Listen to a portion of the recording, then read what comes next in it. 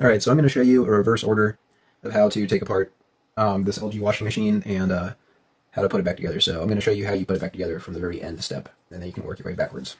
So this is the little propeller inside the motor. It's got like a big magnet on it that allows it to spin. You're going to shove it back inside this housing, and you want to make sure that it clicks down all the way, and it's sealed. And then what you do is you take the magnetic coils that make it spin, and you shove that into that slot like that. And then there's these little plastic tabs on either side that'll cinch into place. It'll click like that. And then there's this fucking plastic housing shit that goes on there. So you'll put that back on there. Alright, so it should look like that when it's on there. And then you're going to put the screws back in. Alright, so this is the manifold for the motor. So these little slots all around this ring allow you to position this thing like any angle you want. You want the angle to match this other one that's on here, this other motor thing. And then I've marked with little hash marks where the screws go, so we'll screw it back in. Okay, so this is the back of the motor drain manifold thing. So this little petcock right here is where you're going to slide this hose back onto. It doesn't need any clamps or anything because there's not enough pressure that it needs a clamp, I suppose. But in any case, I think this is what we're going to find out when I turn it back on, but I think this is what was fucking up our drain. This thing was caked full of shit, and I had to like snake it out, and it took forever because it was like stone, rock hard, solid, caked debris. So we'll slide that back onto the petcock. Like that. And we'll hook up the rest of the shit. Alright, just while we're at it here, we'll look at the parts of this thing while I've got it cracked open. So, this rubber gasket that goes on the washing barrel and holds the door plate in has the hoses that come from the cellar, a hot and a cold line. And the thing fills up with water because there's these two yellow little spitters that spit water in there. And then this is like a thermostat that's wired into it as well. Down here where the pump, or the motor drain assembly is, this is the water that comes from the washer barrel into the motor. And then this gray hose is the drain that comes up and out of the washing machine and then behind the fucking dryer there. And then it goes down to a PVC pipe into our drainage. Yeah, this little thing right here is on either side. It's a hydraulic like spring thing that when this thing is spinning really fast, it keeps the suspension on the barrel so it's not rocking the whole fucking frame of the machine. And you can see there's springs up in there too. Yeah. There's also another water hose here. I'm not really sure what that does. Maybe that's where the soap is dispensed or something like that from the goddamn thing. This is another hose too that connects to the drain manifold. I'm not quite sure what it does, but I know it's super important. I think it shoots water into it. I think it shoots like clean water into it. What the top of it looks like with the top panel pulled off. There's a bunch of wires and shit. These are all the water hoses it looks like. I think this is an air hose. I could be very wrong about that though. Yeah. Okay, so you see this little, these little tabs here, these little plastic tabs? This is where you're going to slide this little, this fucking thing right here. It's going to slit into those little slots. And then you're going to attach this thing to this back portion. You're going to attach this hose that comes up on the side of the washing machine to this tiny little petcock, and then the bigger petcock is going to attach to this gray hose right here. Okay, so now you want to put the wiring through the harness and have the brown wire on the bottom and the black wire on top. And then over on this side, you want the black wire on top and the blue wire on the bottom. And you insert it into there. Alright, and now we're going to put this back in to its slot.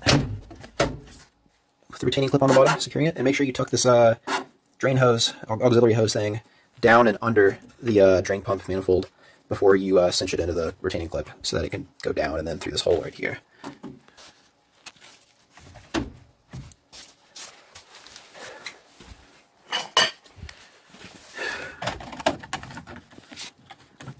You're going to put your filter back in. You're going to screw it clockwise.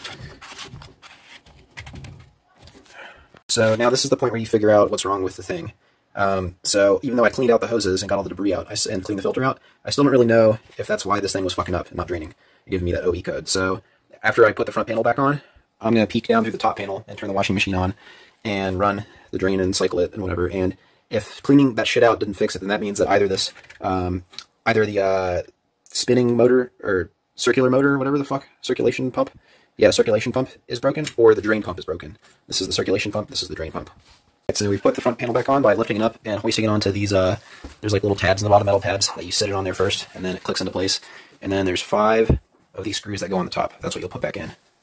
Okay, so now what you'll do is, you never want to unscrew these when you're taking the thing apart, but what you do is you would have had to unplug this wire here. you're going to shove that wire back in there. And there's a little tab you got to push down on in order to shove it back in. Now what you're going to do is you're going to pull this gasket back around, because you tucked it in whenever you took the thing apart. You tucked it back into the barrel here, but now you're going to push it back out to where it belongs. So it wraps around the mouth of the thing. And then you're going to take this spring that holds it in place, and this ring, I should say, and then the spring of this ring that keeps it taut is going to go on the bottom here. And whenever you're taking this thing apart, you get needle nose pliers and you just pull down on the spring, and it pulls down like that, and then you just fish this line out from around the little slit in this gasket. Don't try and grab it anywhere else or you'll pinch the gasket and fuck it up. Always grab it with the needle nose pliers by the spring and pull down, and then fish it out. Alright, so that's the hardest part of this whole thing, is getting that fucking spring back on, that ring with the spring on it. It fits, because you have to get there's like a little inner wedge on the inside of this that has to wrap around like this little lip that's on the outside of this thing. And you have to first fit that little wedge of this rubber gray gasket around that lip so that they wrap around each other and on this whole entire thing. And then you have to get the spring here.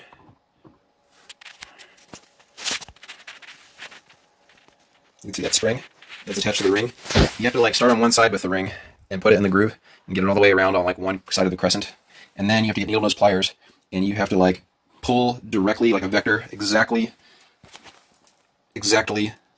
this way. It can't be like coming out this way or this way. The vector of force has to be directly fucking that way against the spring with the needle nose pliers. So you have to pull the spring that way so it loosens up this side of the ring so you can pull as hard as you fucking can on it to get it to come around here. Because if you don't do it just like I said, what'll happen is this gasket will keep popping out in different places. Okay, so I've put this back on now, this top control panel, and the way I did that was it was hooked into the wire, so it wasn't disconnected. I had to set it on top of this so it didn't fall and snap. But all I did was, there's these little white plastic tabs that hold it in place. You just slide the fucking thing on there so that the tabs click into place, right? And when you get it off, when you're trying to undo it, sometimes these tabs can be little cunts, and you have to press down on them with like a flathead to pull this thing free. You have to pull it out. Don't try pulling up or anything like that. But before you screw this back in, anything on this back in, because like there's a screw here that you're going to have to do. That's like the one screw on this side. And yeah, before you do that next step though, this is where you want to test the thing. This is where you want to turn it on and see if you fix the problem before you start putting other shit back on there. You actually want to get these two screws back on there too. There's a screw there, and they're going to be longer screws than the little short pointy one that you're going to be putting right there. So once those screws are back in place, you can slide the little detergent tray back in there. So I plugged it back in and I'm starting it with the panel off of it. I set the spin speed to no spin, and I put it on speed wash because I don't really know how to make this thing just drain manually. So I guess I'm doing it for the shortest setting I can. But I guess cleaning out the tubes and stuff didn't do anything because it's still making this fucked up noise. So I'm guessing that means one of the motors is fucked up, I'm not really sure. But it's still making this fucked up noise. So, alright, so here's an update. So the OE error code came up after clearing out the hoses and cleaning out the drain pump here. So I had to order, I don't know if it's the drain pump or the recirculating pump, so I just pulled the trigger and bought both because I don't want to take apart this fucking thing again, and it's good to replace that shit every couple years anyway. All in all, it was about $45 total to get both of them, which is a lot less than I thought it would be. I thought it was going to be like $80 a pump or something like that, but they were like 25 a piece. So, but one thing I made sure I did is I put silicone lubricant on the O-rings before attaching these new pumps. And here's the old ones. Here's the old drain pump. So we'll see if this works. Go ahead and put it back together. Just to reiterate too, I think I may have given wrong info. You want to put the black wire on top and the brown wire on bottom for both of these sides. The black on top and the blue on the bottom on this side. I think earlier I had said to put the brown wire on top. That is incorrect. Update, it gave me an OE error code again after I put in the new pumps, both the recirculation pump and the drain pump. So what I did discover though, is that it looks like this water is just staying in there. So that means that there must be, I think, this drain line that leads up to the basin must be clogged. Or it's this piece right here. I detached this piece from here, where it's hose clamped into there, and then it hooks up into here, or I guess water either feeds or drains into the basin. And this was clogged with a fuckload of debris to where water can't even pass through it, so I'm going to see if that fixes it. Alright, so between clearing out that that hose that was here that I just showed you, that comes up through here, between cleaning all the gunk out of that, it didn't look like there was any gunk in the big large drain hose that was in the back of this. But between cleaning that out, and also I noticed that the black wire that goes onto the actual drain pump wasn't connected all the way. So either clipping that back in or clearing out this, it was probably definitely clipping the black wire back in is what fixed this. Because I put it back together and ran a quick little load and it was draining fine. The pump wasn't making a rattling noise anymore. It was sounding really, really smooth and powerful. And yeah, this thing operates beautifully now. So swapping the drain pump must have been what fixed it. Because me having the recirculation pump, which is also brand new, installed and plugged in correctly, well, I guess that doesn't rule out the fact that it could have been the circulation pump, but I guarantee it was the drain pump, because when I took the old drain pump apart, it was all like clattery and fucked up, And I mean, the whole point is that this thing wasn't having a problem recirculating water into the pump. It was having a problem draining because there was standing water. So that tells me that it was the pump, and the pump was making this clattering noise before. Now it's not, now that I have a new one. So yep, that's what fixed it. Alright, so this is a follow-up to all the footage that I have previously before this clip that I'm videoing right now. This is fast-forwarded a couple months ahead from when I replaced the drain pump from the clips you just watched. This is a new drain pump that I have in my hand. This is the old one that you just watched me put in to replace the one before that. So what happened with this one is that the impeller broke off of the shaft. And I think, maybe I'm wrong, because I didn't rewatch the video, but that might have been what happened to the last one. But in any case, it seems that these things are not built to last. I don't know if it's planned obsolescence necessarily, or maybe I don't clean out the coin bin in the drain filter enough. I'm not sure, but you shouldn't have to replace a fucking drain pump this often. Like, that's a big deal. So this is the new one, so I'm not going to go back into how I replace it, because the footage that you just watched will show all of that. But in any case, if the shit happens again and you get the OE error, the first thing you should do is check your drain pump, and if you can hear it running, but the water is not draining, that probably means that the propeller has broken off of the shaft, or there's something like that going on. Of course, the first thing you should do is check the filter to make sure that it's not clogged, but oftentimes you'll find that it is clogged, and when you unclog it and put the washing machine back together, it still doesn't work, so you might as well go through the headache of just, well, yeah, you should try to run it again before you take it apart, but yeah, it's probably your drain pump is fucked up again, you need to replace it. And unfortunately, there's no way when you take these things apart to just, like, fix the propeller shaft, because it's like I said, like, it breaks off. And you can see in here, maybe not, but like that's where it fits onto the shaft. And the shaft, this is plastic, and the connection point that it has, I'm not sure if it's glued on with some sort of adhesive or whatever, but this is what the tip looks like. I don't know why this fucking phone can't focus on anything, but